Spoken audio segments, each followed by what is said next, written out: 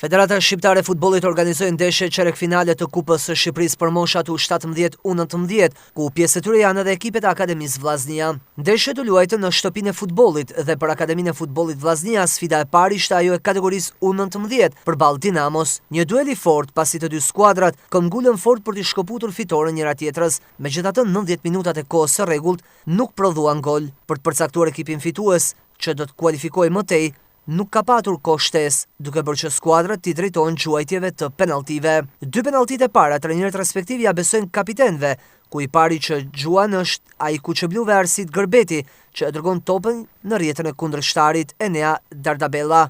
Të njëjtën gjë bën edhe kapiteni Dinamovit, duke barazuar shifrat, por penaltit e dyta nuk shkojnë mirë për Vllaznin. Gjuajtja futbollistit huaj Agolgo, që aktivizohet edhe me Vllaznin B, shkon mbi traun e portës. Nuk mjafton më kaq. Tek Vllaznia shpërdoron edhe 2 penaltit të tjera me autor Amer Kthupin dhe Arkan Nikajn, duke bërë që kuqeblut ta mbyllin këtë konkurim me eliminim në turin çerek final. Menjëherë pas tyre në fushë zbritën 17 vjeçarët, ku edhe këta të fundit, ashtu si 19 vjeçarët, për të mësuar rezultatin përfundimtar u desh të shkonin drejt pikës së bardhë të penaltive, pasi koha rregullt përfundoi 1-1. Dy vëllezërit Sokol dhe Simon Uldedaj, Daniel Marku dhe Alfred Duka janë ata që realizojnë 4 penaltit e para për Vllaznin.